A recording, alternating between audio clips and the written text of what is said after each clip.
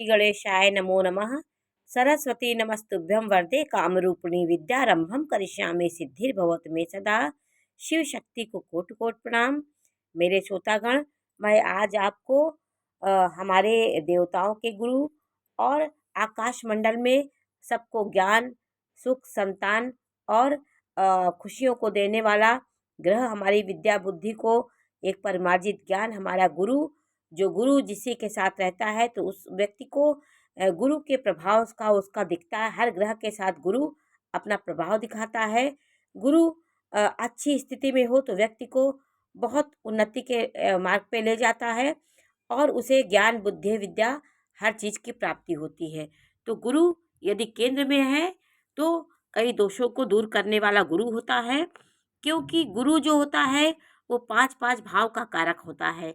भाग्य भाव का कारक होता है, पंचम भाव में गुरु कारक होता है, दूसरे भाव का कारक होता है, 11वें भाव का कारक होता है, दसम भाव का। तो कई भाव का कारक होकर गुरु यदि केंद्र में अच्छा है और सूर्य अच्छा है, चंद्रमा अच्छा है, तो आप भाग्यशाली होंगे।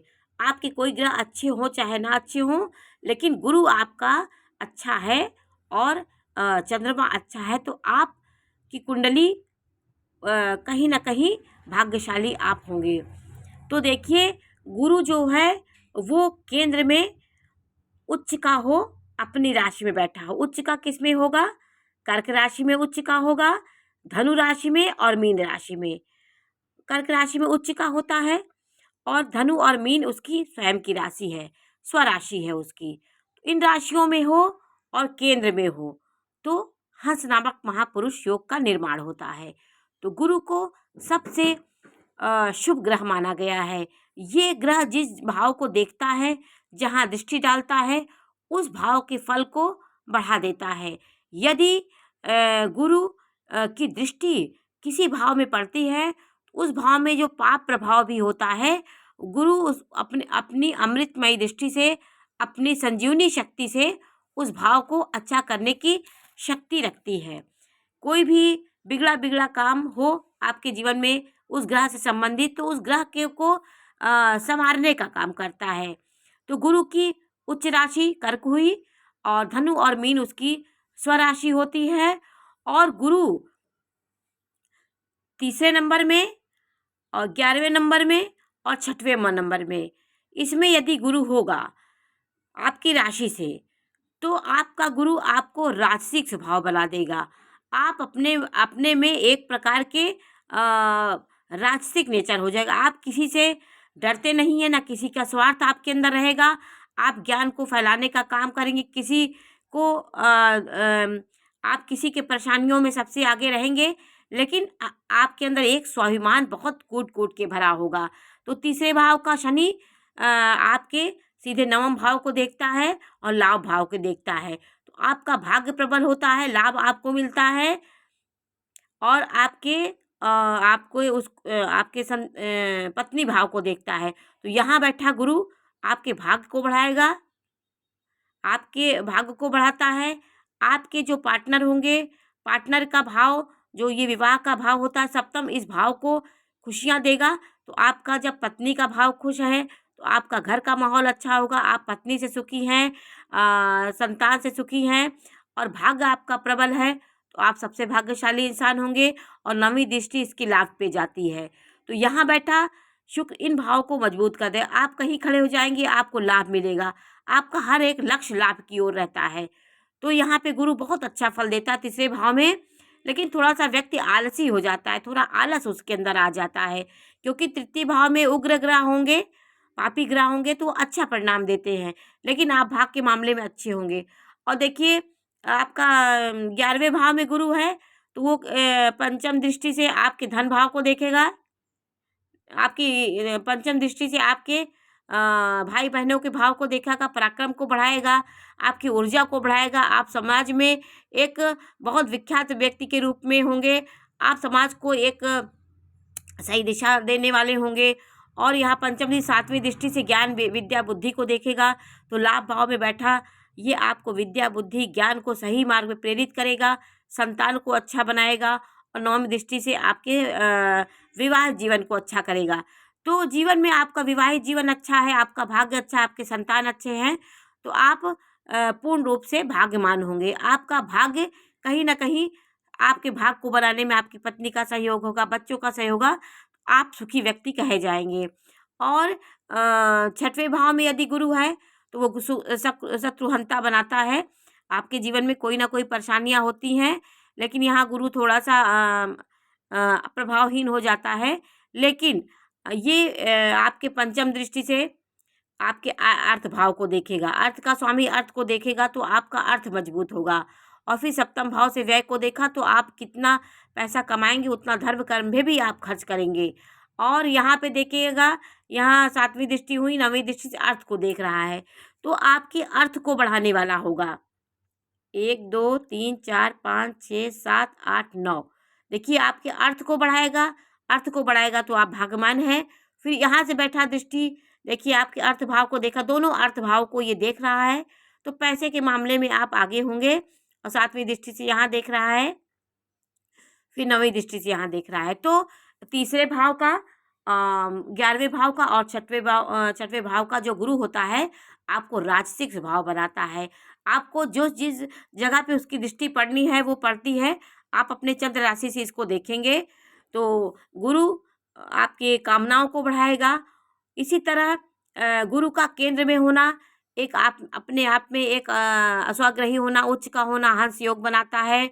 और गुरु यदि पीड़ित है, जैसे गुरु आपका 6 8 12 में हो गया और यहाँ पे राहु से ग्रसित हो गया, तो गुरु चंडाल योग बना देता है। और इसमें है तो गुरु कहीं भी गुरु और राहु के साथ है, तो अपने चांडालत्व तो उसको अंदर डाल देता है, उसके शुभ प्रभाव को हर लेता है, उसको सुप्त कर देता है, गुरु के प्रभाव को दबा देता है।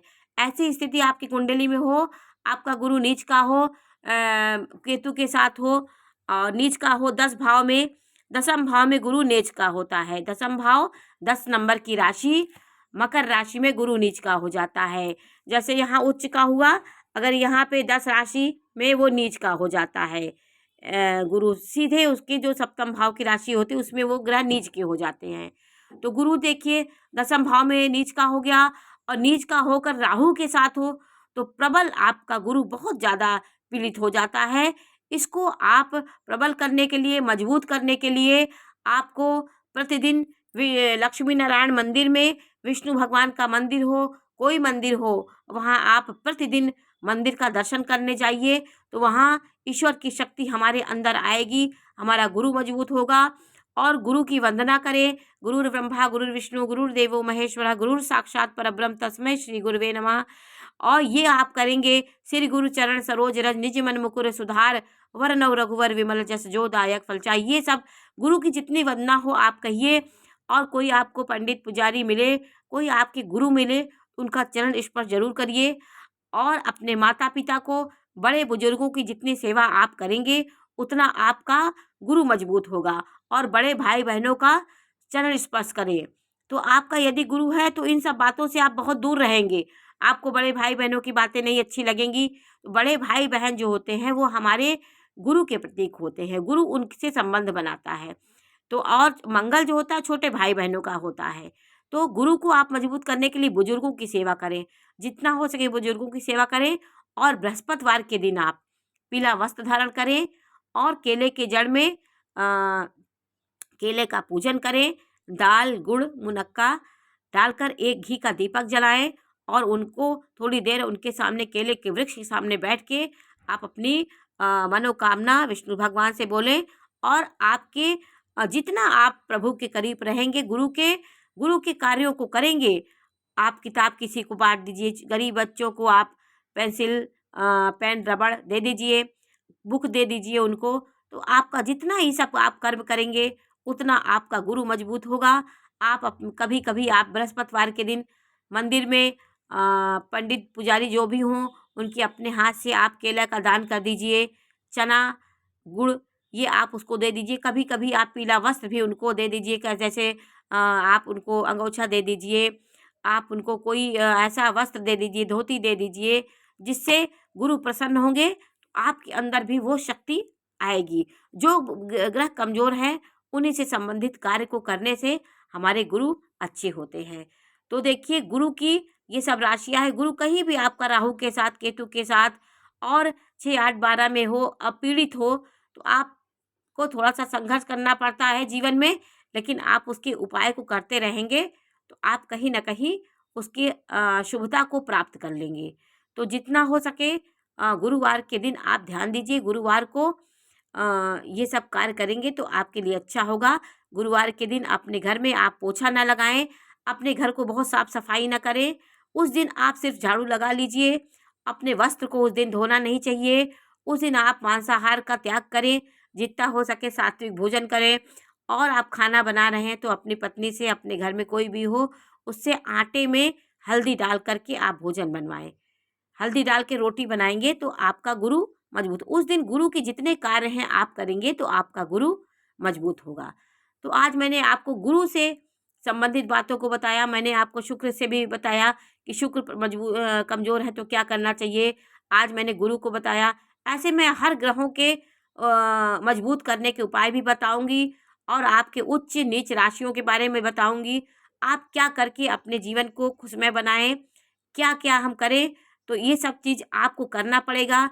आप दिनचर्या बना लीजिए, जो भी आपको बताया जाता है मजबूत करने के जो भी उपाय हैं, उसको आप आलस उसमें ना करें। आपको वो गुरु आलस करवाएगा, आपको करने नहीं देगा। क्योंकि आपका गुरु वो प्रबल हो जाता है, गुरु के साथ राहु, आपको भ्रमित करता है, आपको पूजा-पाठ में मन नहीं लगने देगा। लेकिन आप कोशिश करिए, सुबह अपनी दिनचर्या को अपने आत्मबल से उठिए, नहाइए-धोइए और जो आपको उपाय बताते हैं, उसको थोड़ा-सा भी आप कर लेंगे, तो आपके वो ग्रह मजबूत हो जाएँगे। आप इसको ध्यान देंगे और करने से सब कुछ होगा, सोचने से कुछ नहीं होगा। आप जितनी चीज़ें आपको ज्योतिष के माध्यम से आपको प्राप्त होती है, उसको करने की कोशिश करिए। मैं ऐसे सब ग्रहों के बारे में आपको बताऊँगी, कौन ग्रह नीच का हो, कहाँ हो, पीड़ित होता है। तो गुरु के बारे में आज मैंने आपको जानकारी दी। आपको मेरा चैनल पसंद आ रहा हो, आपको कहीं से भी लाभ मिल रहा हो या इसमें आपको कुछ अच्छाई नज़र आ रही हो, अपने बारे में आप सोच रहे हैं कि हाँ, ये मेरे बारे में लागू हो रहा है और मैं इसको करके फल प्राप्त कर रहा हूँ, तो आप इसको मेरे चैनल को सब्सक्राइब करिए और लाइक करिए, शेयर करिए और जितना आप मेरे अंदर जो भी ज्ञान है, ईश्वर ने जो भी ज्ञान दिया है, उसको मैं आप तक पहुँचाने की कोशिश करूँगी। हर ग्रह के बारे में मैं आपको बताऊँगी। नमस्कार।